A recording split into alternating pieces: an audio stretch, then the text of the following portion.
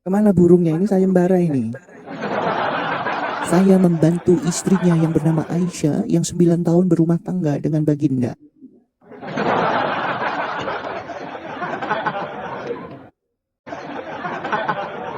Tadi malam juga bawain ini di Raja Debat juga gitu. Mereka ketakutan ya, api langsung menyerang supaya jangan sampai semua orang Islam di Indonesia tahu ya bahwa Baginda nggak punya lolo.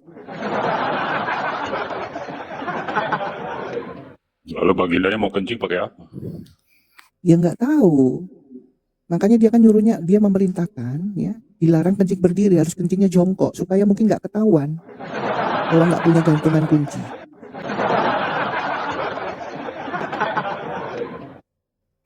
Lalu suruh simpan hajat kali.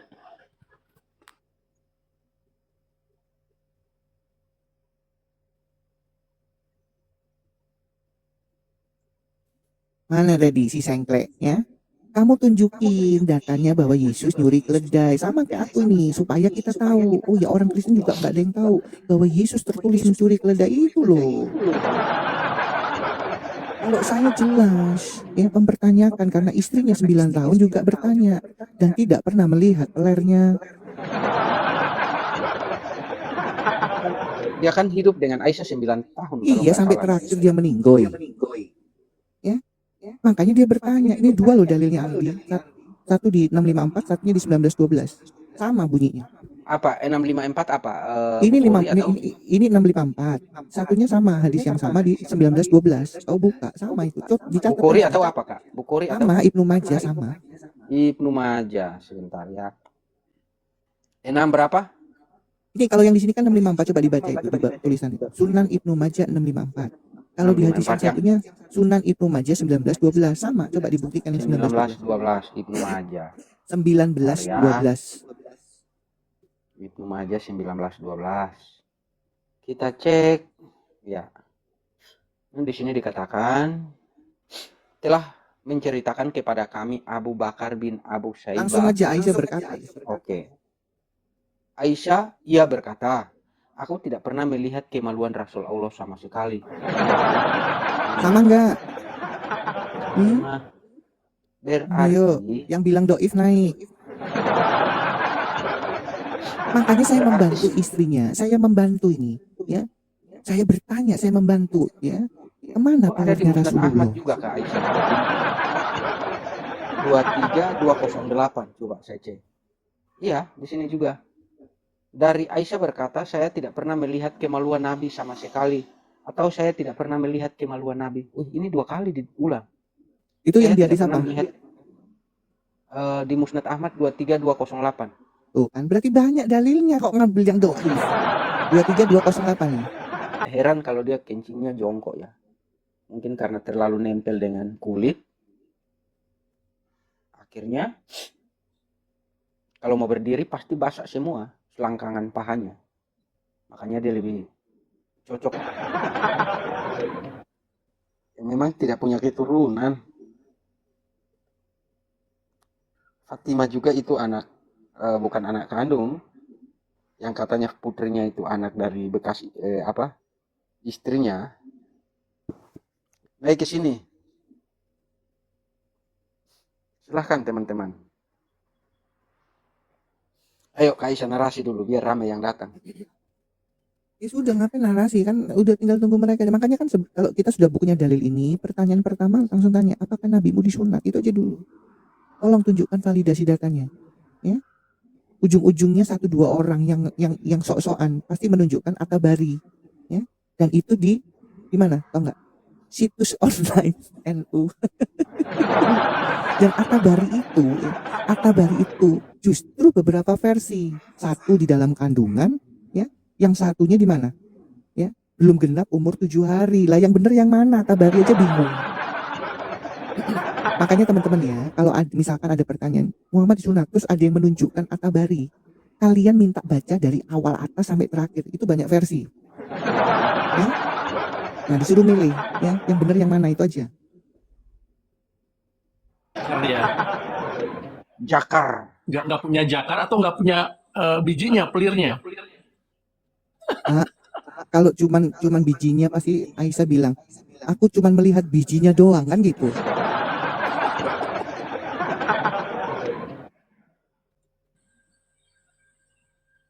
Ada-ada aja ya. Kok ayat-ayatnya tuh menceritakan tentang aibnya ya. Mereka nggak malu gitu ya. Kita bikin sayembara Bu ya. Kadang gini loh Pak Daniel. Ditemukan Kayaknya mereka yang tulis hadis.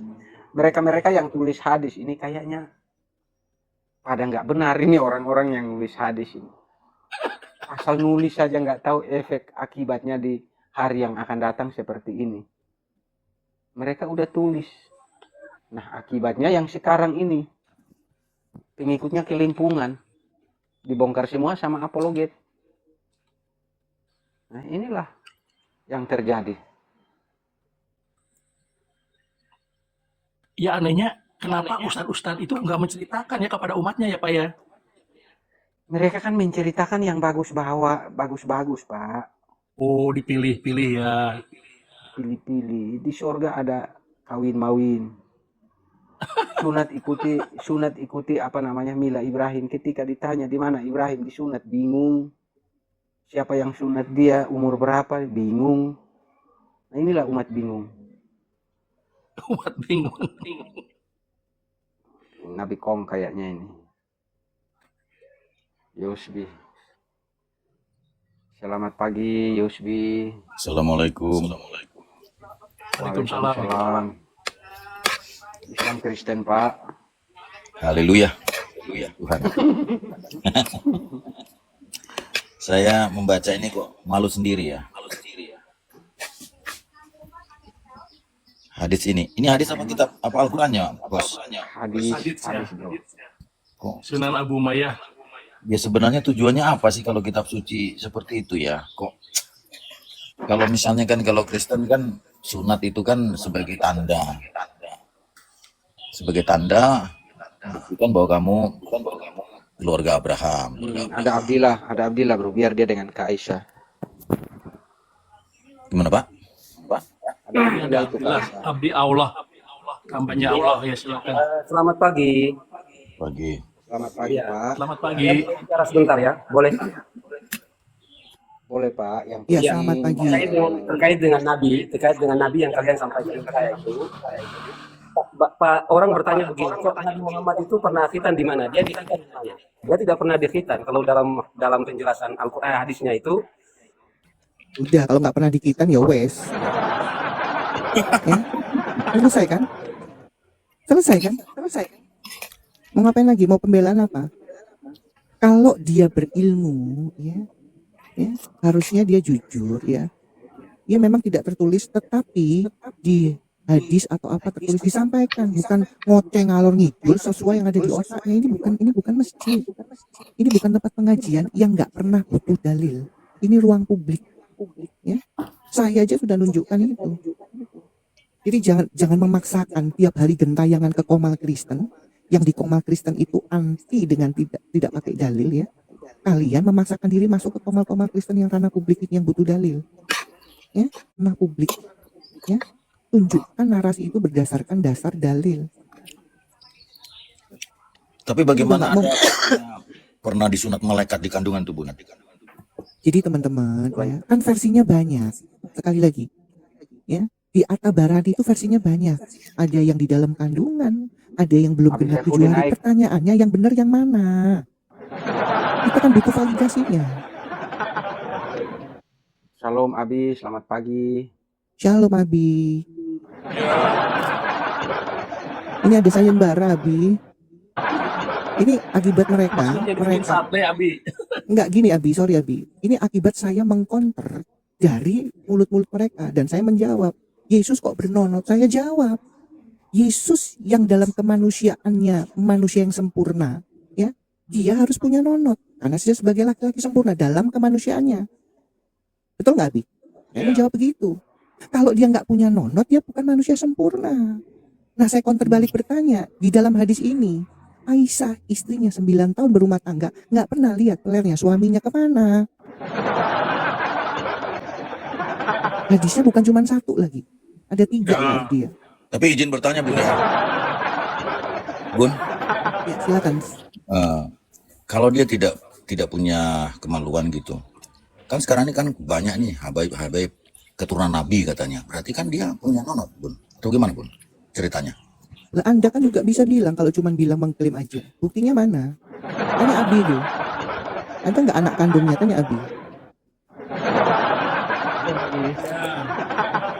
Kalau dalam Sulit jawabnya, kisahnya sulit. dia punya anak 3 laki tapi mati usia bayi. Hmm. Pertama Qasim meninggal bayi. Kemudian ada Abdullah bayi juga meninggal. Kemudian Ibrahim meninggal bayi. Jadi tiga anaknya ini meninggal bayi gitu. Dan itu kan Kemudian ada menceritakan ya Abi Berarti ya. berarti punya Iya. nonot dong, Abi. Ya saya kan nggak lihat nanya. Senang sekali nanyanya kayak gitu. Terus dia itu menikah sama gadis 6 tahun. Dia lamar. Kemudian dia bilang bahwa Jibril sudah datang membawa sutra hijau dan gambar Ais namanya. Si Ais itu baru umur 6 tahun. Begitu. Dia bilang kepada Abu Bakar, sesungguhnya dia melamar anak kita, kata Abu Bakar kepada istrinya. Kan anak kita masih kecil, kata istrinya. Akhirnya ya kan saya boleh nikah katanya. Karena saya sudah dikasih sama Jibril berupa sutra hijau bergambar Ais begitu. Aisyah Izin, itu izin Abi, boleh potong sedikit ya, dia. ya Ya, kan Bunda Aisyah tadi bilang tuh nonotnya enggak ada itu. Terus dia semua tahu dia menikahi anak bocil.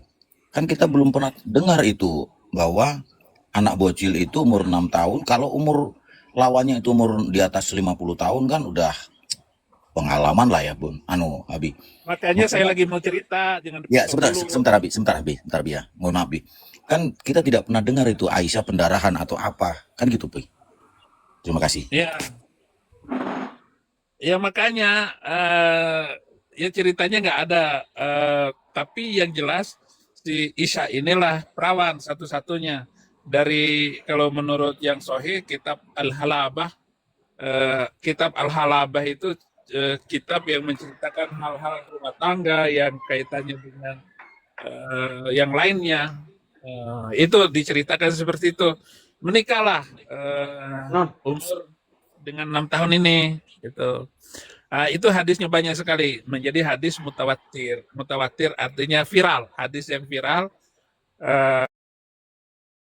Ada beberapa orang yang meriwayatkannya, tetapi Aisyah sendiri saksi utama sebagai pelaku sejarahnya itu mengaku saya dikawini umur 6 tahun. Nah, dia menikah langsung dengan 2 orang sekaligus. Yang satu janda yang namanya lupa lagi tuh saya itu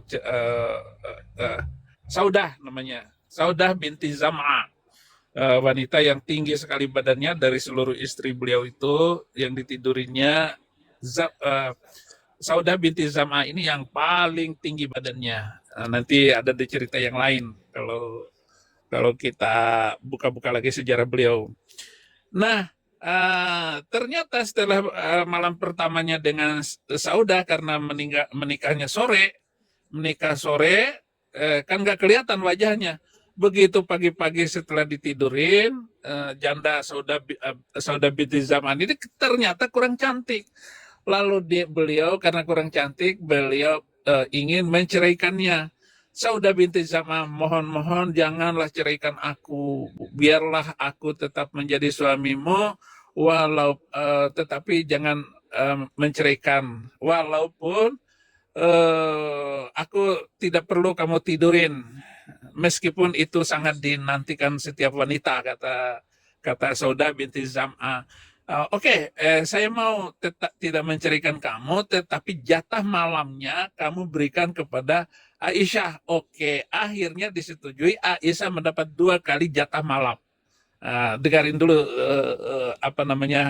cerita saya ini. Dan cerita saya ini dalam berbagai macam hadis. Nah, akhirnya Aisyah mendapat 2 kali jatah dari berbagai istrinya setelah sampai di Madinah. Nah, dari 6 tahun sampai 9 tahun. Jadi ada 3 tahun Muhammad ini tidak berhubungan badan dengan Aisyah. Hanya ceritanya bahwa Mamat ini hanya menaruh kemaluannya itu di atas paha Aisyah sambil disuruh diremas-remas ketika hari masanya bagi Aisyah, jatahnya yang double porsi tadi. Jadi paling sering sekali datang kepada Aisyah. Jadi selama 3 tahun dari umur 6 tahun sampai 9 tahun itu hanya diremas-remas. Jadi paha Aisyah ada lendirnya. Ini ceritanya. Yang Ranten kali. mengaku Aisyah sendiri. Usia 9 tahun itu dipraktekin oleh Nabi. Dan tidak diceritakan apakah Aisyah itu mengalami pendarahan, itu tidak kuat ceritanya. Nah, Saya itu dia. mendapat hadisnya karena Aisyah tidak menceritakan proses pendarahannya itu. Itu satu. Kalau itu dari cerita pertama, kedua dengan Aisyah, berarti kemungkinan dia punya dong. Itu plukus sunturnya dia punya. Itu dia punya. Kemudian yang ketiga, Habis mau tanya apa itu plukus suntur sih? ya punya Nabi namanya plukus suntur atau agama Nabi plukus suntur juga. Itu nggak ada artinya. Itu hanya istilah yang saya ciptakan di YouTube atau di TikTok. Pokoknya plukus suntur aja. Artinya nggak tahu. Jadi nggak ada yang tahu arti plukus suntur itu. Pokoknya pengejekan sajalah bagi saya. Itu. Lanjut. Pokoknya agama plukus suntur, kitab suci plukus suntur, Nabi plukus suntur, yang pokoknya yang jelek-jelek gitu. Apalagi tadi bagian ketiga untuk cerita itu.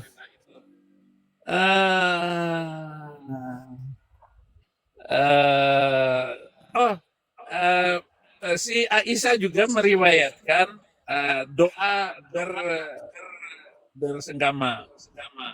Doa bersenggama itu yang Abi ajarkan kepada guru-guru murid-murid. Allahumma inni a'udzubika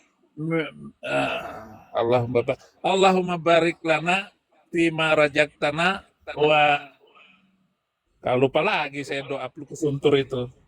Jadi doa berhubungan badan yang diriwayatkan oleh Aisyah. Oh gini, Allahumma jannibi syaiton wa jannibna syaiton wa barik lana fi ma razaqtana. Ya Allah jauhkan saya dari setan dan jauhkan setan dan berkati apa yang kami lakukan gitu di dalam usaha plukus sunturnya itu. Jadi ada 3, satu dia mempunyai 3 anak, laki, mati bayi. Kemudian yang kedua urusannya dengan Aisyah, dia naruh plukus sunturnya di atas paha Aisyah sampai berlendir. Kemudian yang ketiga ada doanya. Itu, tetapi yang lain daripada itu saya belum mendapatkannya. Karena beliau ditanya, apakah Anda disunat? Dia jawab bahwa saya disunat dari.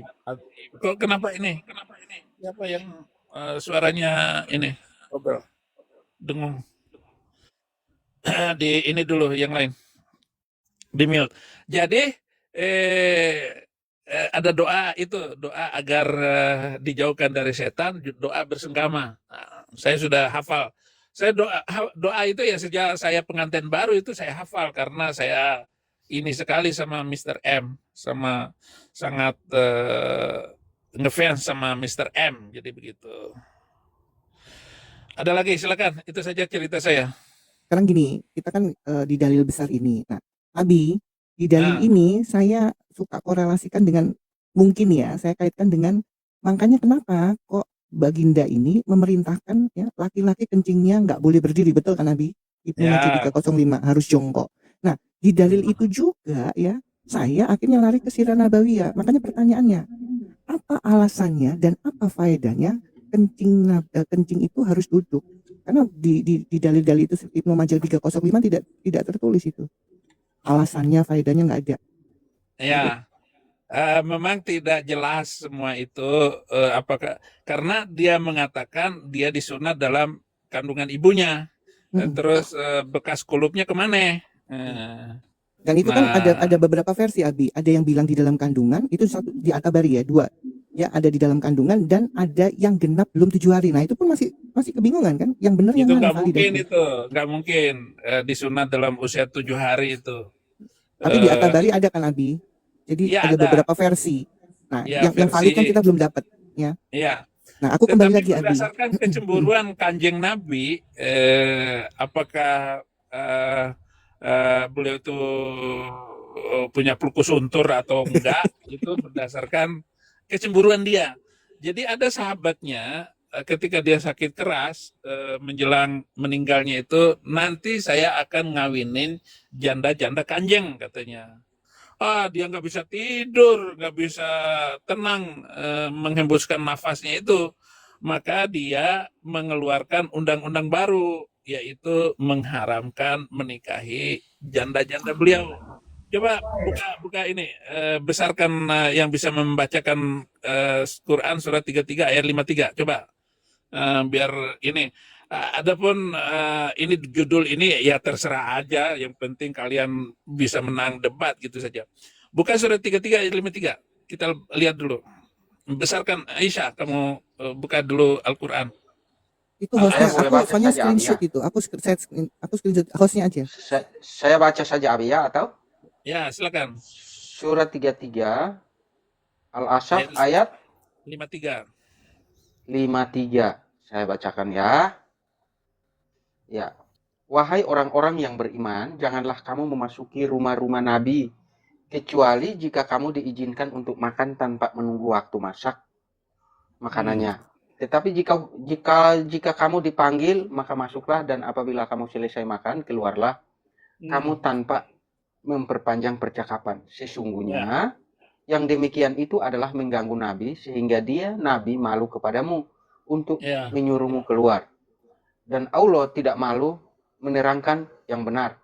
Apabila ya, kamu meminta sesuatu keperluan kepada mereka, istri-istri Nabi, maka mintalah dari belakang tabir.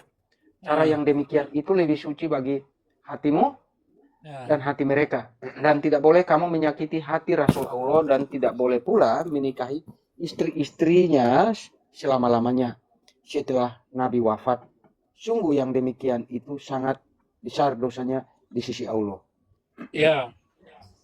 Cara analisa ayat ini, satu, kok begitu pedulinya Gusti Allah itu mengurus masalah pelukus untur Nabi? Satu. Yang kedua, kok jangan menyakiti hati Nabi dengan mengawini istri-istrinya setelah dia meninggal. Lo mana mungkin menyakiti hati orang udah meninggal, kawin-kawin aja lo. Bukannya lo begituin janda-janda itu semuanya hanya satu yang perawan. Jadi dia terlalu cemburu. Kecemburuannya itu mendekati orang psikopat atau NPD, Narcissist Personal Disorder. Jadi orang-orang yang keterlaluan rasa cemburunya, sehingga dia melakukan kejahatan apapun, besok dia sudah nggak ingat lagi. Pagi tadi dia berbuat jahat, ngejahatin kita, sore dia sudah lupa. Itu namanya MPD, Narcissist Personal Disorder. Jadi orang-orang yang sangat cepat melupakan kebaikan orang, paling cepat melupakan kejahatan orang. Apa kejahatan dia kepada orang lain. Dia itu mengalami disorder gitu. Dia itu mengalami orang psikopat. Dengan pandangan, dengan melihat surat ke-33 ayat 53 itu dipastikan ini adalah mental orang psikopat. Kenapa dia membuat ayat ini? Jadi sangat jelas sekali kalau secara psikologi yang saya pelajari, kok dia bisa sakit hati dengan mengawini istrinya, maka dikeluarkanlah ayat ini. Dan ayat ini satu-satunya hanya bisa berlaku kepada dia sendiri. artinya dia membesarkan dirinya dan menyombongkan dirinya ataupun membuat terzalimi, bikin kasus terzalimi sendiri untuk dirinya sendiri, seolah-olah dia sakit hati kalau nanti dia dikawinin jandanya. Padahal kan belum meninggal. Itu. Makanya ingat kasus anak bungsu yang meminta warisan, kemudian dia jual, kemudian dia lakukan. Nah, itu juga mental NPD. Jadi anak bungsu dalam cerita perumpamaan Yesus itu orang NPD. Dan dia nggak malu kembali lagi kepada ayahnya setelah dia menghabiskan semua hartanya dengan berfoya-foya sampai dia sampai dia menjadi penjaga kandang babi gitu. Itu model MPD, sama dengan Mr. M ini. Mr. M mengeluarkan undang-undang baru dan hanya berlaku untuk dia, bukan bagi orang lain yang semau dia, untuk melakukan tidak boleh kawin janda dia setelah dia meninggal dengan alasan menyakiti hati. Itu psikopat itu. Sehingga Aisyah umur 18 tahun jadi janda. Kemudian Sauda binti Zam'ah ya sudah umur 50-an menjadi janda. Sudah umur 50-an. Kemudian ada lagi yang paling muda dari istrinya itu adalah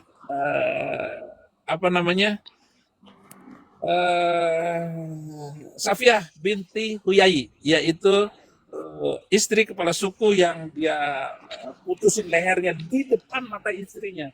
Teganya begitu tuh. Itu juga tindakan orang psikopat. Jadi ini Safiyah, dia taruh di atas pahanya, kemudian dia melihat suaminya itu dihabisin di depan mata Safiyah binti Huyai ini. Dan waktu itu baru umur 20 tahun. Umur 16 tahun dikawinin, 4 tahun kemudian Mamat innalillahi game. Jadi gitu. Nah, itu cara mengambil ayat tadi surat 33 ayat 53 itu sebagai bahan untuk memikirkan judul yang dibuat ini. Kalau Abi ya terserah kalian, lanjutkan terus kalau Abi ya. Tetapi inilah pencerahan dari Abi sebagai bahan perbandingan terhadap judul ini. Oke. Maaf Abi, tentang hal anak bungsu yang diceritakan oleh Tuhan Yesus. Anak itu sebetulnya tidak memiliki sifat yang seperti Abi bilang NPD. Ya. Tapi anak itu dia merasa waktu di pengembaraan itu, waktu dia di pengasingan itu, dia bekerja sangat menderita sampai makan makanan babi.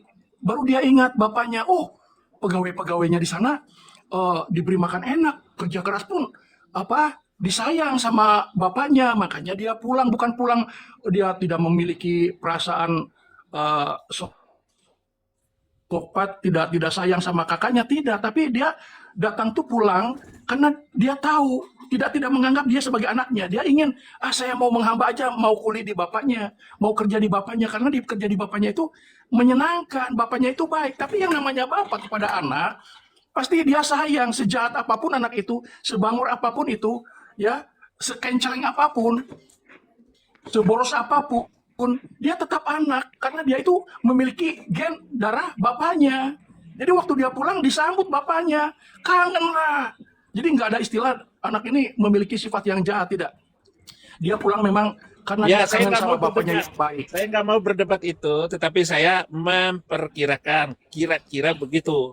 Kenapa? Karena itu kan penyesalan bertobat. Kalau yang Pak Daniel maksud itu, memang benar penjelasan Pak Daniel. Tetapi saya ambil contoh sebagai perkiraan NPD itu orang yang gampang melupakan kesalahan besarnya. Itu kok enggak takut dosa gitu.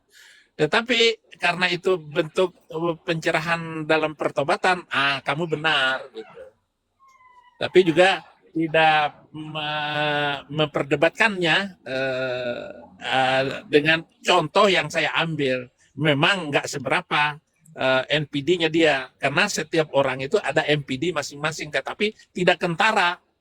Ada orang NPD menjadi taat dan berani melakukan banyak. Saya juga NPD jadinya kalau begitu. Kenapa? Karena terlalu berani untuk melakukan apa saja di dalam perjuangan saya membela nama Yesus, membela iman saya. Apa yang saya takutkan? Kan nggak ada yang saya takutkan akhirnya. Nah ini juga bisa disebut semacam psikopat gitu. Kalau dilihat dari untuk mengatakan si Mamat ini memang orang psikopat.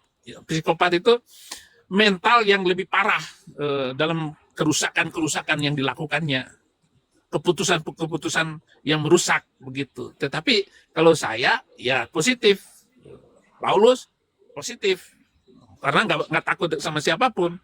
Nah, di samping positif keberanian Paulus, tetapi dia memberikan argumen yang bagus gitu, argumen yang sama positif sehingga memberikan dampak positif juga kepada orang-orang yang mengikuti. Artinya saya teladan utama saya itu di dalam penginjilan adalah Paulus. Gitu. Oke, terima kasih. Oke Abi, saya lagi apa namanya mereka-reka ya. Dari yang apa perintah kencing jongkok itu, sementara itu kan yang dilakukan ya di hadis itu juga Aisyah melihat bahwa Baginda kencingnya seperti perempuan, betul kan Nabi? Muhammadiyah 305 kalau nggak salah. Dan itu perintah ya buat semua yang mengaku ya pengikut Muhammad, itu perintah, dilarang kencing berdiri, harus jongkok. Nah, saya kembali ke Sirah Nabawiyah Abi. Sirah Nabawiyah Ibnu Hisam ya menuliskan di situ bab 23 dan 24 ya, untuk mengetahui dia itu laki-laki atau waria, sekali lagi, untuk mengetahui dia itu laki-laki atau waria ya, dari cara pipisnya. Kalau pipisnya berdiri, dia laki-laki sempurna, laki-laki tulen. Tapi kalau dia pipisnya seperti perempuan, berarti dia waria. Itu loh Abi, Sirah Nabawiyah mencatat itu. Nah pertanyaan saya, kembali lagi ke hadis tadi itu gimana Abi? Silakan Abi, thank you Abi.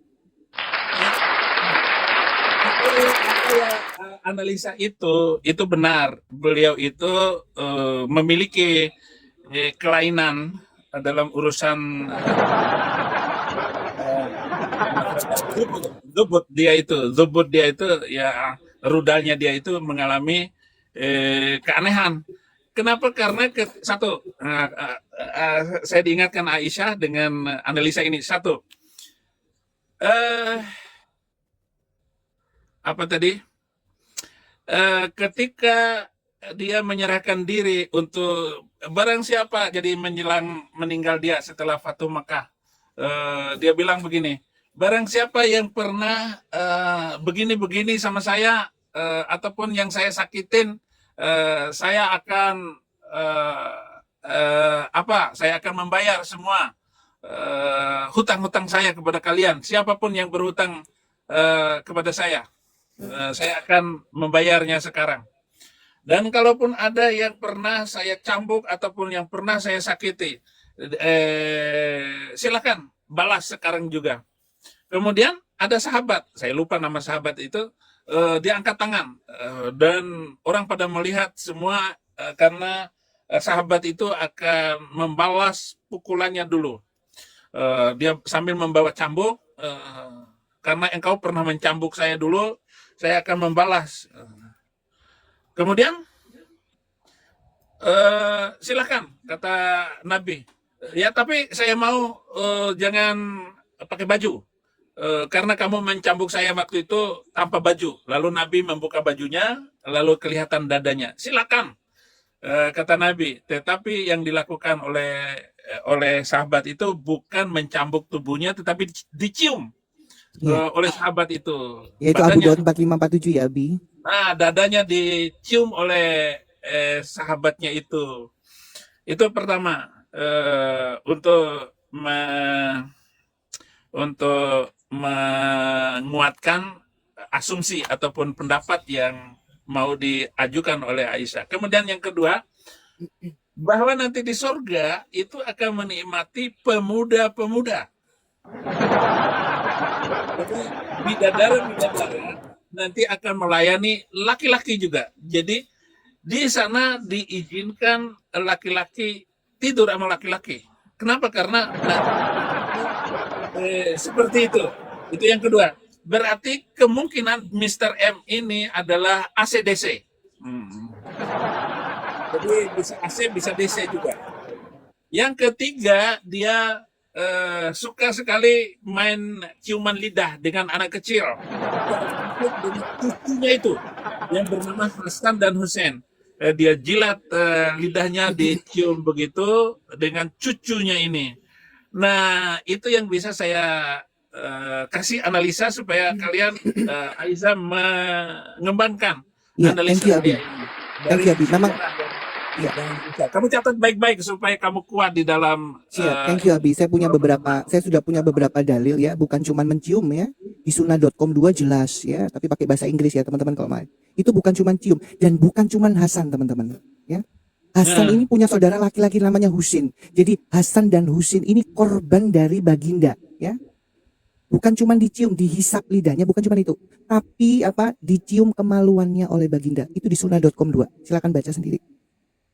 Jadi dua adik kakak ini korbannya ya. Hasan dan Husin. Jadi kemungkinan dia melakukan juga itu kepada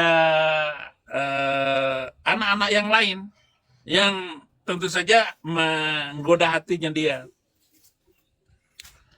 Kemudian dia juga melakukan ini, bersenggama dengan besannya, yaitu mertua dari Fatimah yang juga namanya Fatimah, istri dari Abu Thalib. Istri dari Abu Thalib itu meninggal di Madinah. Kalau ini pamannya yang bernama Abu Thalib itu meninggalnya di Mekah.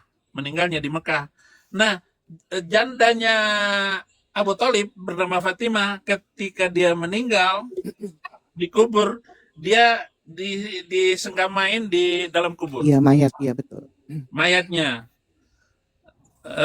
Hadisnya Abi, ada. itu hadisnya di mana itu Abi ya? Ada di video saya. Ada itu Ardi, kalau kamu mau cari itu ada itu. Kamu kalau baca sunat.com 2, cuman kan jarang keluar, jadi nggak bisa ya Abi ya, nggak sembarangan. Iya. Jadi inilah umat-umat yang kaget, nggak pernah tahu dibilang Abi menghujat, memfitnah. Saya selalu menggunakan data jelas. Saya nggak pernah menghujat. Ada semuanya. Saya selalu menggunakan hadis dan Alkitab. Saya mau tanya Abi itu kemarin kan di keyakinan Islam tuh. Saya mau tanya, kayak Yesus kan Tuhan kita kan di pemerintahan Pontius Pilatus itu. Kalau Muhammad ini zaman pemerintahan apa dia Abi? Memang ada apa enggak Muhammad ini? Saya bingung nih. Nah, Bukti sejarah dunianya apa gitu loh? Bukti sejarah dunianya. Kita waktu itu adalah Abu Sofyan. Abu Sofyan ini yang menguasai pemerintahan dan yang menguasai Mekah itu lupa lagi namanya, Dewan Perwakilan Kota Mekah itu jadi dipimpin oleh orang-orang ini, termasuk kakeknya Muhammad itu adalah bagian Sikoya. Sikoya itu bagian penyedia konsumsi untuk orang-orang yang haji. Bagian Sikoya itu adalah diperuntukkan kepada Abdul Muttalib, kakeknya Muhammad, dan dilanjutkan dengan Abu Thalib. Abu Thalib yaitu pamannya Muhammad ini yang selalu menjadi bagian Sikoya yang menyiapkan air. Nah, di antara Sikoya, kemudian Baitul Mal dan tokoh-tokoh ini, termasuk di dalamnya itu adalah Abu Sofyan yang memimpin pada waktu itu, yang menguasai Mekah itu. Sehingga Muhammad ini pada zaman Abu Sofyan. Tetapi Abu Sofyan itu kalah di tahun ke-9 setelah dia pindah ke Madinah. Abu Sofyan bertekuk lutut di bawah kaki Muhammad. Dan Abu Sofyan di tahun ke-9 Hijriah menyerah dan menyerahkan seluruh kota Mekah itu ke Maksud dalam. saya gini, maksud saya begini, Bi. Itu kan yang Abi ceritakan tadi, itu tercatat nggak di Badan Sejarah Dunia, ya apa terkhususnya di negeri Arab itu? Itu tercatat Tercatat di baik. sejarah dunia Arab. Iya, tapi cerita dunia Arab. Jadi waktu itu ya dunia Arab Saudi itu ya kecil, nggak seberapa karena Oh gitu. Yang mendiami kota Mekah itu tidak lebih daripada 20.000 orang. Artinya sama dengan Kabupaten Wondama. Kabupaten Wondama di Papua sana. Iya. Jadi Jadi kabupaten sekarang kan hanya satu kecamatan itu Mekah itu waktu zaman itu. oh, Nah, sekarang penduduk Arab Saudi itu kira-kira sudah 32 atau 35 juta orang dari Mekah dan Madinah itu. Daerah gurun ya memang susah melahirkan. Beda dengan orang Indonesia, istri satu bisa lahir 8. Lah mereka 3 orang itu sudah cukup bagus itu. Artinya wanita subur, wanita sehat yang bisa melahirkan sampai 4 orang. Kalau cuma 2 ya memang ya cukup. Banyak sekali wanita yang mandul zaman itu. Apalagi eh, saya, laki-laki. saya takutnya begini, Muhammad yang dimaksudkan Nabi Islam ini, Muhammad yang lain, karena Muhammad ini kan banyak nama Muhammad, Muhammad Saifullah, entah apalah. Maksud saya memang benar-benar Nabi jadi rasul mereka ini memang benar-benar ada gitu, bukan fiktif gitu loh. Karena gini, alasan saya bertanya begitu. Karena yang pertama, yang paling mendasarnya nggak boleh digambar gitu loh.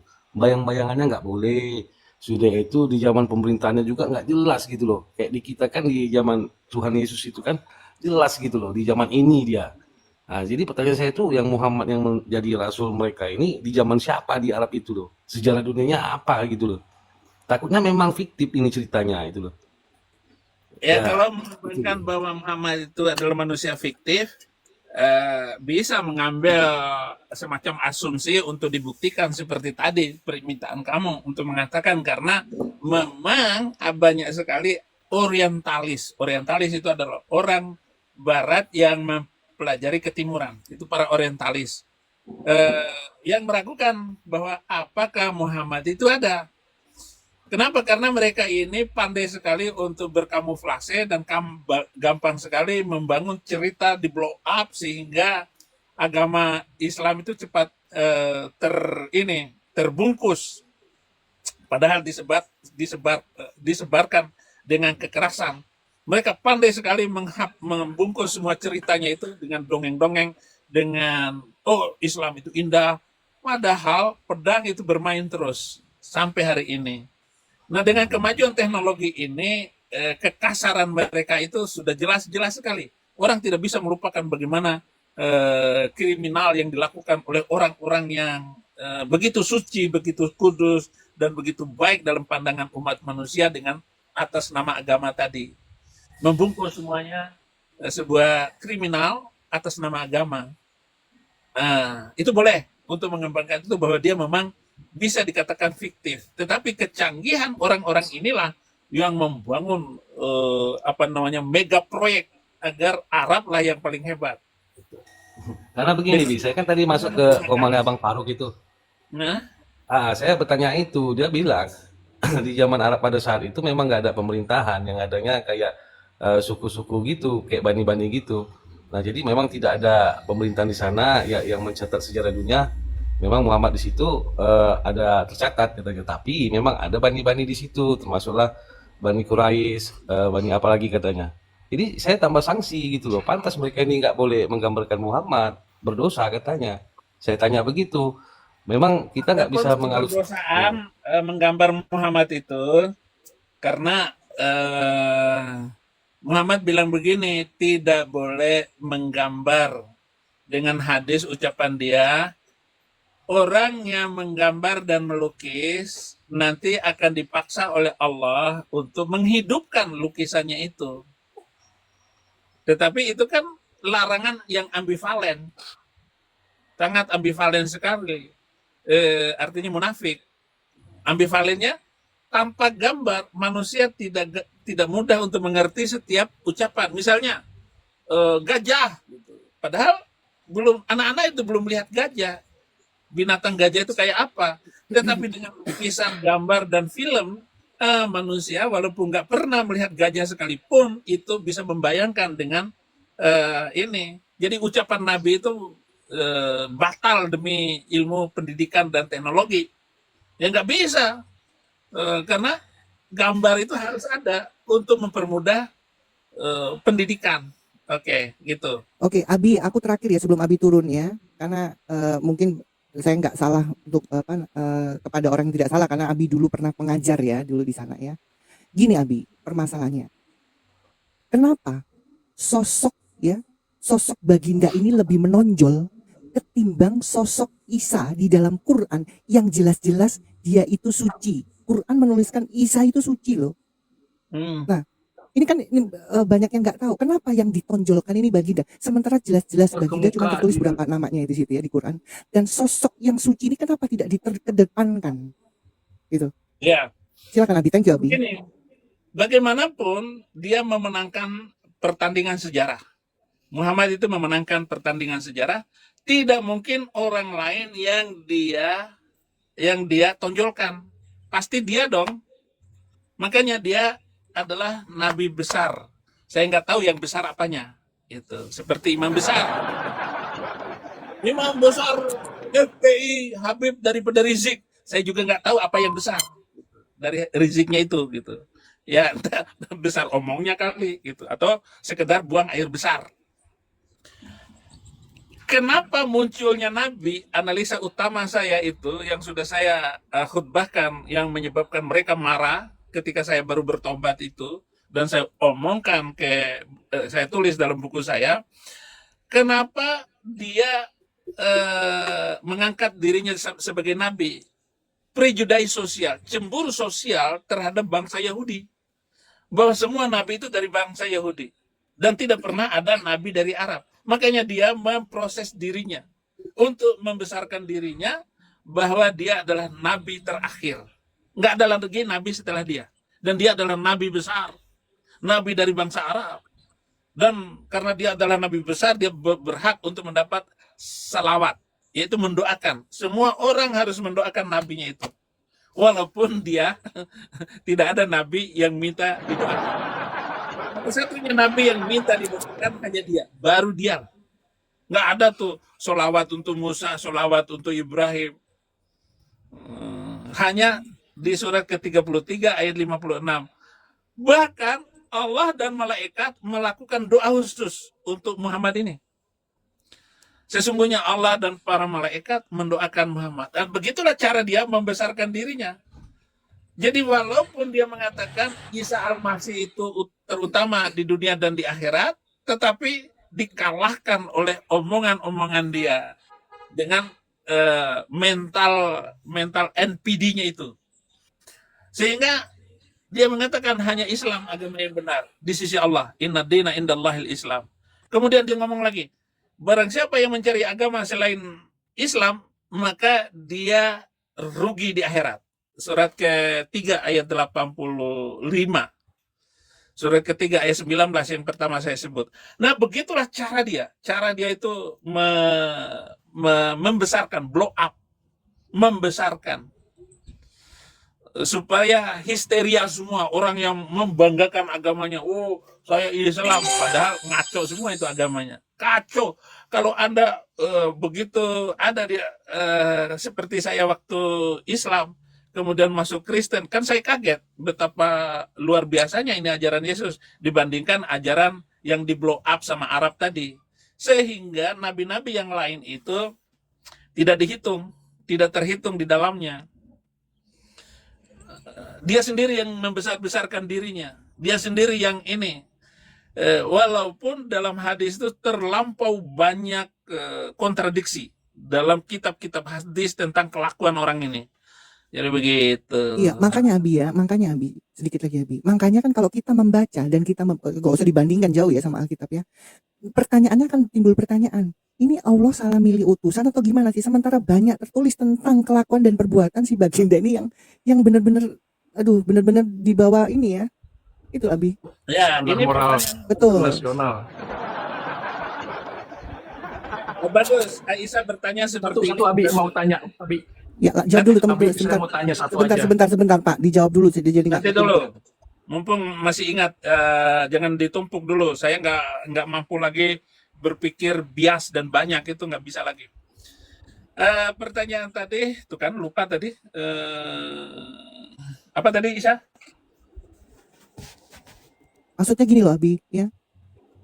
Kenapa Allah SWT itu Oke, nggak salah milih utusan, sementara nggak tertulis salah dengan jelas milih utusan. perbuatan dan perlakuan Gini, baginda ini yang benar-benar nah, dibawa. gini. Satu, Allah Subhanahu wa Ta'ala itu adalah karangan Muhammad. Saya pernah menulis waktu saya Facebook, Facebook saya itu grup Facebook saya Indonesia bagi Kristus, itu Facebook itu. Saya menulis Allah SWT itu adalah delusi Muhammad. Delusi itu adalah mimpi-mimpi kosong. Jadi dia mampu menghalusinasikan sang Allah Subhanahu wa Ta'ala itu. Jadi hanya Muhammadlah yang mengatakan Allah Subhanahu wa Ta'ala itu pencipta langit dan bumi.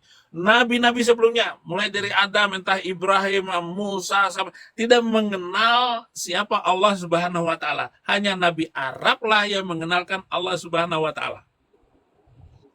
Kemudian Aisyah bilang begini, kok cepat sekali Allah Subhanahu wa Ta'ala itu menjawab semua keinginanmu? Kata Aisyah, kamu memperlakukan kami ini seperti guguk, gitu. Kata Aisyah kepada Muhammad, yang gampang sekali menjawab semua keinginannya, termasuk ketika dia melakukan persenggamaan dengan Maria Kibti di rumah Hafsah.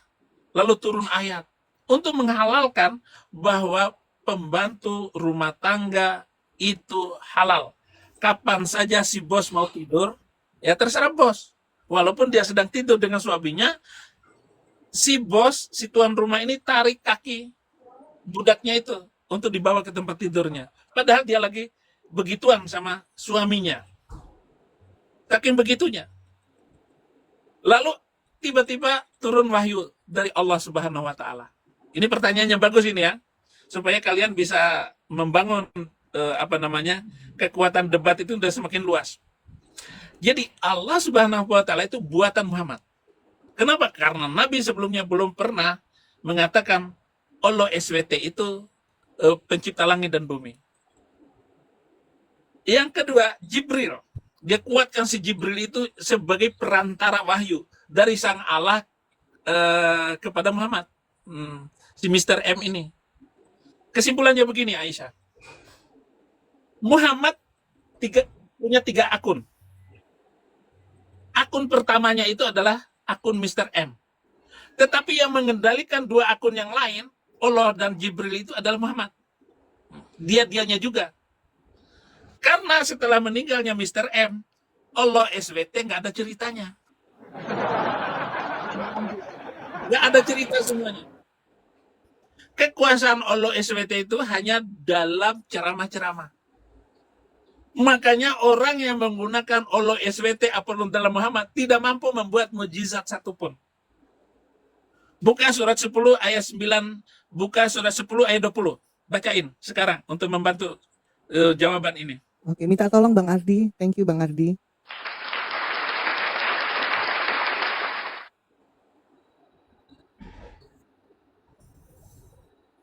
Bang Ardi monitor. Lanjut, Baca. saya udah ngomong tapi saya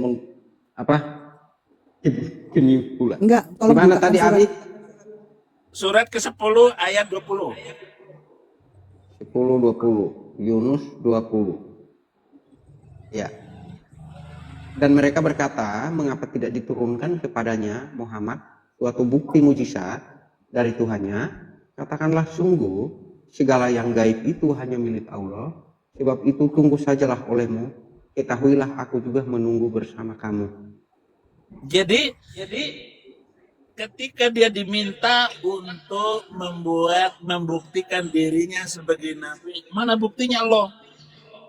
Nabi. Kenapa? Karena nabi-nabi sebelumnya selalu memberikan bukti ini loh.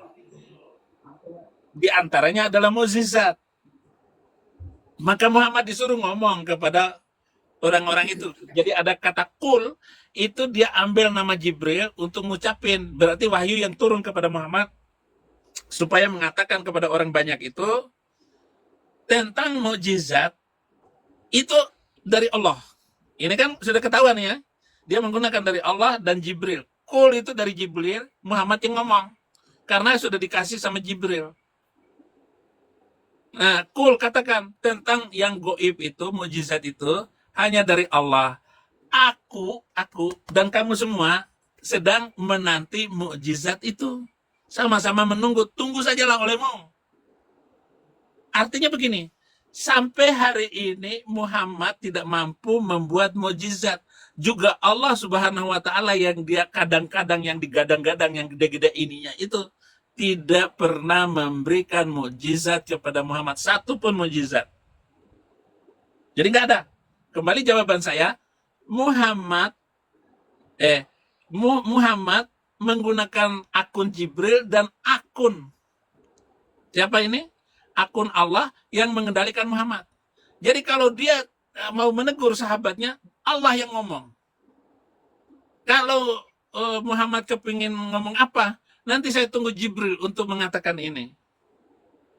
Misalnya dia ini kan diracun sama wanita Yahudi dalam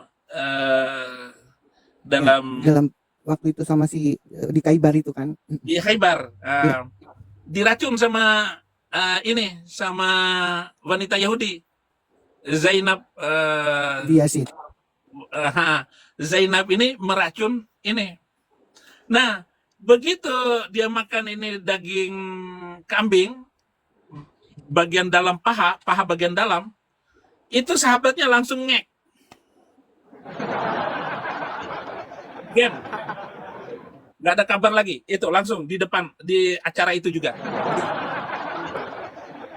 Di acara makan racun. Nah, Muhammad, dia kunyah itu daging, tetapi dilepehnya lagi, dibuangnya. Tetapi sudah masuk itu racun, sianida, ke dalam perutnya itu. Omongan Muhammad, jadi ketika itu Jibril datang kasih tahu, Muhammad, jangan kamu makan itu daging itu ada racun, kata dia. Kata Jibril. Tetapi bisa nggak kalian menganalisa? Benarkah Jibril kasih tahu dia akan racun itu? Bagaimana cara membantahnya? Bahwa Muhammad ngomong seperti itu bohong. Kenapa bohong? Iyalah. Terlambat si Jibril geblek itu. Ya, iya. Sudah dimakan baru dia ngomong. Harusnya malaikat memberitahu dulu sebelum dia mau memakannya. Nah, kalian pintar itu. Itu cara menganalisa setiap Betul, cerita sebelum itu. dimakan harusnya datang nih si utusan Mestinya Allah. kasih tahu dulu dong. Betul. Sudah dimakan baru datang. Ya, terlambat. Jibril geblek. Terlambat kasih tahu, terlambat sudah. Kau datang padaku. Nah, itu lagu untuk Mr. M. Terlambat sudah. Kau datang padaku. Telan racun. Salah seorang sahabatnya mati di tempat. Lalu Muhammad bilang begini, jangan apa-apain dia. Jangan apa-apain dia. Jadi tidak dihukum oleh Mr. M karena memberikan itu racun terhadap si Zainab ini. Tetapi ketika ditanya Zainab, kenapa kamu, coba di mute, host di mute kamu. Ketika ditanya kenapa kamu ngeracunin Mr. M, apa jawaban dari Zainab? Kalau dia Selamat pagi semuanya. kalau dia nabi nggak mungkin ngek gitu. Tapi ternyata ngek karena racun. Oke. Ternyata Silakan. modiar. Ya kan memang itu jadi pertanyaan Nabi ya. Itu framingan mungkin ya. Tapi pertanyaannya, setiap waktu, setiap saat apa yang dilakukan oleh baginda ini ya, Jibril atau Allahnya masih datang. Tapi begitu mau makan racun, kenapa telat? Benar nggak Abi? Waktu Berarti si kau, Jibril ini nggak ada. makanya gini, contoh Nah, Abi ya. bentar, saya tambahin dulu. Oke. Saya tambahin dulu. Ada sahabat, kan? Karena Muhammad ini selalu gampang menyelesaikan masalah keagamaannya dengan semudah itu. Dan selalu dia bilang, ada sahabat nanya, saya kepingin sekali melihat Jibril menyampaikan wahyu kepada engkau. Nah, Muhammad bilang begini. Yang satu, yang pertama, wahyu pertama itu dia terima di Gua Hira. Dan selalu dia bilang bahwa dia mendapat wahyu ketika satu selimutan dengan Aisyah. Sehingga menutup kemungkinan dan keinginan para sahabat yang ingin menyaksikan wahyu itu turun. Masa Muhammad lagi wik-wik sama Aisyah tidak mungkin begitu. Sehingga tertutup semua kemungkinan mereka ingin melihat Muhammad menerima wahyu dari Jibril yang ngomongin semua wahyu kepada Muhammad, yaitu dari Jibril nih ngomong begini, karena selalu ada di dalam selimut Aisyah. Maksudnya inspirasi jawaban-jawaban itu ada di dalam satu selimut. Iya. Jadi Abi poinnya kan begini Pak, Abi poinnya.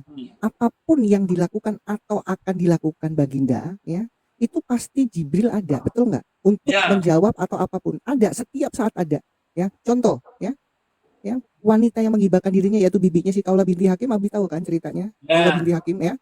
Itu kan dia kan waktu itu kan Aisyah kan bilang ya tidak malu seorang wanita menyerahkan diri, malah didukung oleh Baginda, turunlah ayat. Pada saat itu langsung kan turun ayat memperbolehkan atau melegalkan si bibinya itu menyerahkan dirinya kepada keponakannya, betul nggak Abi? Ya. Nah itu contoh. Ke-33 ayat 50 itu. Betul, ya. Last minute langsung datang untuk membenarkan perbuatan yang tanda petik itu. Nah pertanyaannya kembali lagi ke Khaybar itu, di mana? Kan setiap saat ada. Kenapa waktu dimakan ya kok nggak ada larangan sebelum dimakan itu loh? Nah itu kan pertanyaan itu Abi. Ya makanya jawabannya saya di depan tadi. Betul. Bahwa Mr. M itu punya banyak akun. Akun pertama namanya Olo, akun kedua Jibril, dan akun ketiga adalah dia sendiri. Dan tiga-tiganya hakikatnya Muhammad ya Abi. Iya. Satu hakikat Abi. Ini tidak mungkin salah, analisa saya ini tidak mungkin salah. Dan kalian yang dengar di bawah ini silakan disebarkan beritanya, tapi hati-hati. Yes. Biar saya yang ngomong dan mengulang-ulangnya, tetapi kalian itu ecer saja cerita manapun. Kenapa? Karena nggak salah. Karena saya sudah buat dulu awal-awal saya bertobat itu, mungkin tahun ke-4 atau ke-5 setelah saya terima Yesus, itu saya sudah membuat 25 khutbah yang khutbah ini boleh dipancarkan, boleh disebarkan kalau saya sudah meninggal dunia. Begitu saya masuk penjara, muncullah Christian Prince. Christian Prince ini, wah, mengagetkan saya. Khutbah-khutbah saya itu dibicarakan, disampaikan oleh Christian Prince, termasuk bersenggama dengan mayat dalam kubur. Dan karena Nabi ini bersenggama dengan mayat dalam kubur, maka keluarlah fatwa di Mesir boleh bersenggama dengan pasangannya yang sudah meninggal minimal 6 jam setelah dia meninggal. Selama 6 jam ini bolehlah entah suami atau istri yang bersenggama dengan pasangannya. Itu disebut fatwa Wat'ul Wada, senggama terakhir, Wat'ul Wada. Yang mengeluarkannya itu adalah Profesor Dr. Ahli, dia ini adalah ahli hadis Universitas Al-Azhar Kairo. Dia mengeluarkan fatwa ini. Lupa lagi namanya. Buku saya itu kemana? Tahu buku saya di sini. Biasanya saya taruh buku saya di sini. Jadi kalau saya lupa nama-nama tulisan-tulisan saya yang lama itu muncul di benak saya itu cepat sekali mestinya. Nanti ingat nanti setelah ini. Jadi saya ulang-ulang. Oh ini namanya. Tadi saya nggak ingat di Komal gitu. Jadi Profesor Dr. Izzat Atiyah. Oh ingat itu. Izzat Atiyah mengeluarkan fatwa Wat'ul Wada, senggama terakhir, karena istri kita baru meninggal, jadi selama sebelum 6 jam ini boleh kita lakukan persenggamaan. Kenapa? Karena Nabi Arab itu melakukan menyengamai besannya. Izin Abi, Ataupun Abi boleh izin bertanya? silakan. Salam kenal Bi. Bentar, Atika, kamu dari tadi bawa kamu Islam Kristen. KTP Islam. Ya udah, kamu soalnya tadi typingannya kenceng. Oke, silakan. Asal kondusif ya, ikut aturan. Iya, Silakan betul. bertanya apa. Abi, salam kenal. Saya baru mendengar langsung Abi. Kemarin-kemarin saya cuma dengar-dengar Abi itu di media seperti ini. Tapi salam kenal, saya udah bisa diperkenalkan dengan Abi. Narasi tadi atau pemaparan Abi tadi cukup masuk akal, masuk logika di benak saya. Saya mau tanya langsung dari Abi tentang kesimpulan sosok Mr. M itu gitu. Mungkin Abi bisa menjelaskan ulang kepada saya sebagai KTP saya di Islam seperti itu, Abi. Mohon maaf. Sedikit aja kesimpulannya gitu kan. Saya tidak membela Islam. Saya harus mengatakan Muhammad ini adalah manusia ada. Tetapi yang membesarkannya ini adalah sahabat-sahabatnya. Betul. Dia sangat berjasa di dalam membesarkan nama Muhammad ini. Dan tentu itu perlu kekuatan. Karena Betul. begitu hebatnya pengikutnya setelah itu, mulai dari Abu Bakar, kemudian Umar, Uthman, sampai kepada Ali, sampai kepada tiga imperium besar, yaitu Umayyah, Abbasiyah dengan Turki Utsmani yang habis di tahun 1924. Ini habis itu. Nah, Ya. jadi Islam sekarang ini hancur sudah 100 tahun dan nggak bisa dibangkitkan lagi. Muhammad adalah manusia yang fakta. Tetapi seluruh ajarannya itu saling bertentangan, antara ajaran baik dan ajaran jahatnya itu sama-sama. Dua-duanya sama. Betul. Maka kalau saya ditanya bagaimana kebaikan Muhammad, saya bisa jawab keburukannya saya lebih banyak lagi, dan saya bisa menguasai semua ceritanya karena saya dulu adalah guru Betul. sejarah Islam, terutama sejarah Muhammad itu saya menguasainya. Kenapa? Karena lewat tutur guru-guru saya, terutama ibu dan nenek saya dan bapak saya, sama-sama tiga-tiganya itu guru agama. Jadi kesimpulannya Nenek, bapak dan banyak ibu. buruknya gitu seorang Mr. M itu gitu mungkin. Dari Benar. perilaku kehidupan sehari-harinya. Menurut Bang Saifuddin dari sejarahnya kan gitu. Bukan Kira-kira menurut saya, jadi begini, data. Menurut Saya data. tidak berani ngomong untuk mulut saya sendiri ataupun nambah-nambah ceritanya, karena terbukti semua. Ya, Itu ada persentasenya dalam hati aja. semuanya. Terima kasih. Persentase kebaikan dengan keburukannya lebih banyak keburukannya kira-kira seperti itulah menurut data kan. Hampir imbang. Kalau Hampir boleh, saya harus 50% katakan 50% imbang. lah. 50% 50%. Oke. Terima Ya, kasih Abi 50-50. penjelasannya. 50-50. Oke. Terima kasih Pak Abi penjelasannya. Cukup. Ya. Mangga yang lain. Hmm. Satu lagi mungkin, tapi sosok tokoh Muhammad ini orang yang cerdas gitu kan. Bisa disebat gitu. Dia orang yang cerdas sekali. Oke. Iya. Kenapa? Karena dia anak tunggal. Anak tunggal itu memiliki kecerdasan khusus. Iya. Walaupun impulsif, artinya ada bagian-bagian tertutup. Apa yang menjadi kelemahan dia tutupin. Dan dia suka dengan orang-orang yang tidak terus terang kayak saya. Kalau saya dengan hidup sejaman dengan dia, wah saya menjadi musuh besar dia. Nanti saya dibilang Abu Jahal saya ini. Karena menentang Enggak dia. gitulah mungkin Bi. Enggak gitu. Iya bisa. Ya, bisa Enggak, dikatakan menurut saya enggak. begitu. Ya. Dia itu impulsif. Siap. Cukup Abi penjelasan tentang Muhammad. Saya mau tanya yang kedua Mbak Abi. Untuk sosok Nabi Isa atau Yesus yang Abi sekarang imani menjadi Tuhan Nabi. Dan gimana Abi selanjutnya? Ya,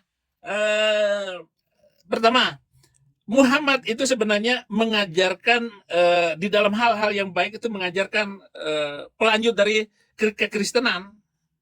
Kenapa? Karena dia menikah dengan Khadijah dengan agama apa? Di usia 25 tahun, Khadijah umur 40 tahun.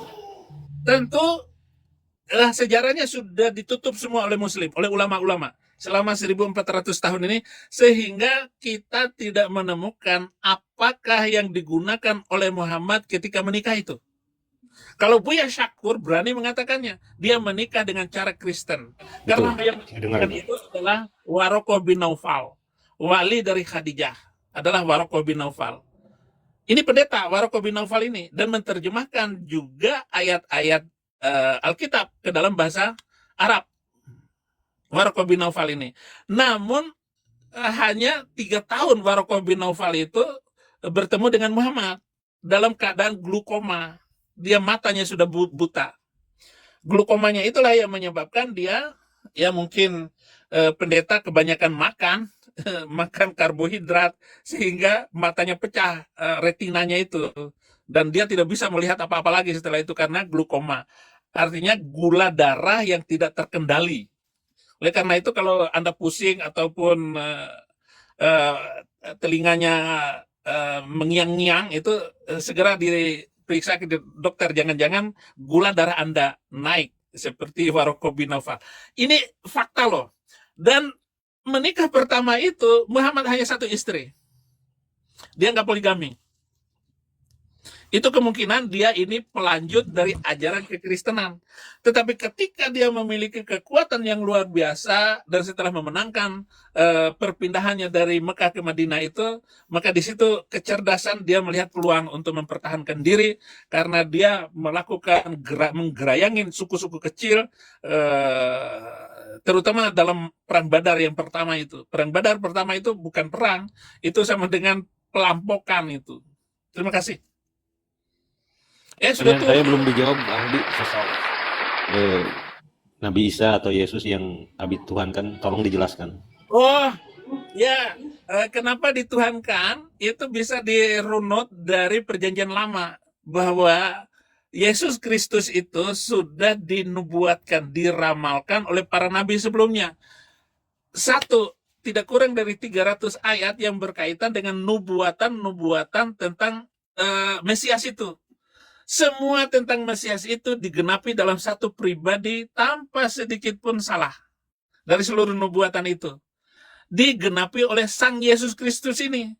Dialah jawaban firman yang dihidupkan. Firman yang hidup dalam sebuah pribadi. Yesus Kristus.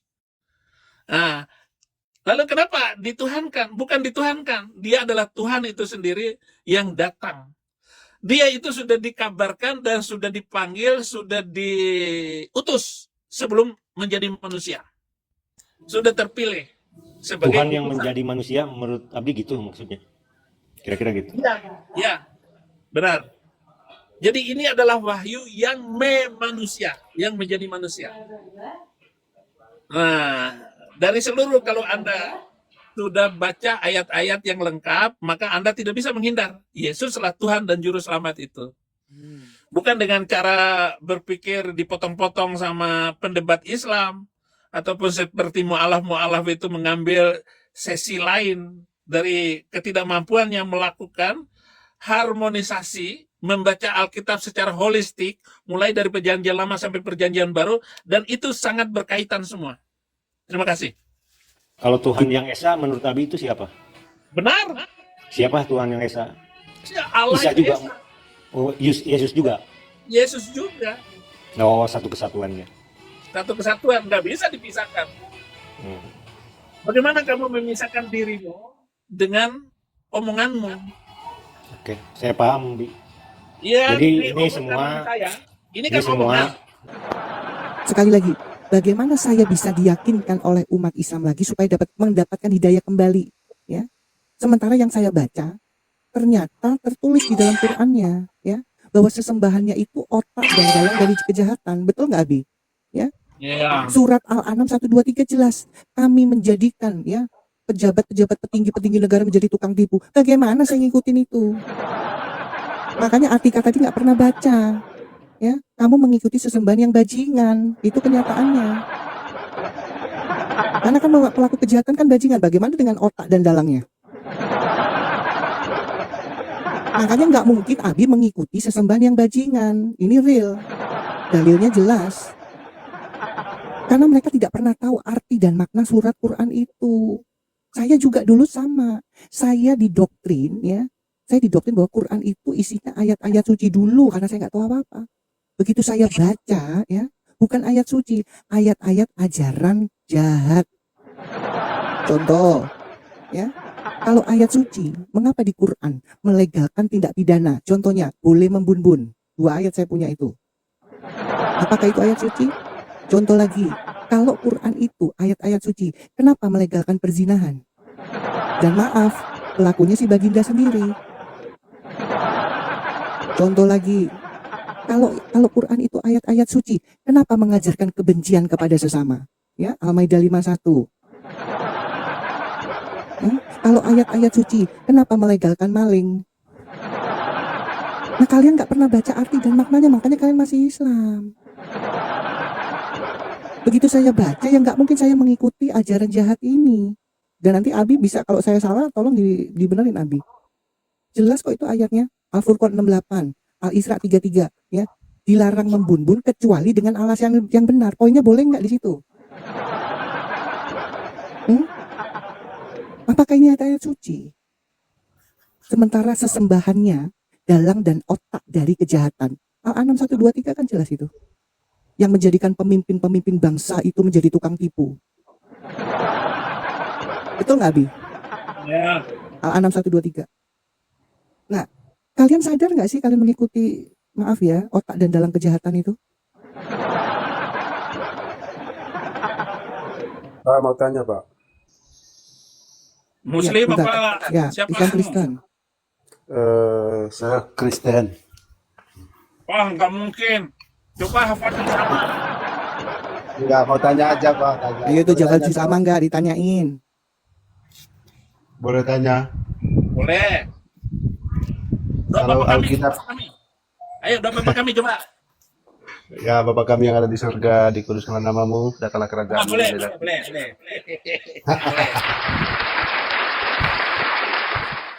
Mantap Abi. Mau tanya, Pak? Boleh tanya, Pak? Boleh. Kalau Alkitab itu kan ada versinya, ada yang bahasa Inggris, ada yang bahasa Spanyol, bahasa Belanda. Kenapa Al-Quran itu nggak ada yang bahasa Inggris atau bahasa Indonesia gitu, Pak? Itu aja. Oh, saya sudah jadi Kristen, jangan nanya ke saya dong. Iya, tanya kepada apa yang saya bisa tanya. Mungkin ada cerita pengalamannya. Cerita Ya. pengalaman.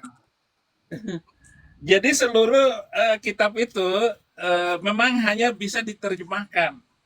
Dianggap Al-Quran terjemahan. Nah, baik dalam bahasa Inggris, dalam bahasa apa saja, hanya bisa diterjemahkan. Jadi memang dari segi itu, Quran itu kelihatannya sangat otentik, original. Bahasa originalnya itu adalah Al-Quran. Sampai sekarang itu, tetapi Al-Quran itu berbagai revisi telah dilakukan. Dan yang ada sekarang ini adalah revisi terakhir 100 tahun yang lalu yang disebut sebagai Mashaf Utsmani. Mashaf Utsmani itu yang disetujui oleh Utsmani.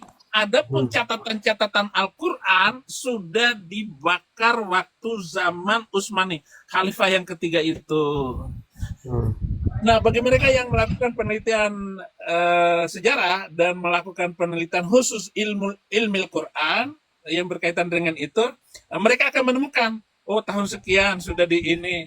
Adapun naskah-naskah yang dipegang oleh yang lain, termasuk yang dipegang oleh Aisyah, itu ada yang hilang, ada yang dimakan kambing, karena yang dari kertas-kertas itu ya kambing makan itu, oleh lepak-lepak ya dimakan oleh kambing.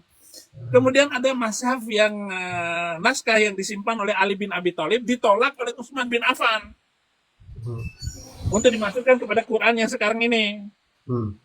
Dan saya nggak tahu berapa jumlahnya perbedaan naskah-naskah itu dari bangsa ke bangsa, dari negara ke negara, termasuk Yaman sendiri mempunyai mashaf sendiri. Naskah sendiri. Jadi itu jawabannya. Oke, Saya nggak terima bisa menjawab dengan benar ini karena bukan menjawab dengan benar, menjawab dengan detail karena saya tidak mengkhususkan itu di dalam penelitian filologi yang berkaitan dengan peninggalan sejarah naskah-naskah. Saya tidak suka yang begitu. Saya suka itu langsung kepada perbandingan ajaran, perbandingan doktrin. Oke, terima kasih. Ya, oke, terima kasih. Terima kasih. Di negara mana sekarang tinggalnya, Pak? Ini negara yang banyak pohon cemara. Naik ke puncak gunung. Ini tinggi sekali. Saya di Amerika. Hmm, soalnya Yes. kami senang dulu waktu Bapak ada di Indonesia gitu, tapi kok Ya, semua berharap saya bisa balik ke Indonesia. ya, amin. Iya, kita tahu di mana tempat kelahiran kita, Iya, tetapi iya. kita tidak tahu di bumi mana kita ngek. Innalillahi wa inna ilaihi. Benar, benar.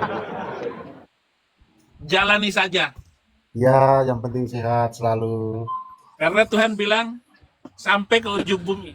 Beritakan Amin. Injil sampai ke ujung bumi. Amin. Abi mau Oke. tanya Abi. Oh, banyak Tentang nanya, saya Qurratul ini Uyun itu sudah dia. jam 7. Ya, satu aja. Ini yang diajar. Lagu rohani zaman Islam gitu. Ayun ayun Siti Aisyah mandi tidak sembahyang tidak puasa di dalam kubur mendapat siksa. Itu lagu ciptaan saya, tolong ya ini dibuat menjadi lagu kesayangan di Komal ini. Jadi kalau saya tolong di aransemen itu lagu Ayun ayun Siti Aisyah mandi di kali rambutnya basah, tidak sembahyang tidak puasa di dalam kubur mendapat siksa.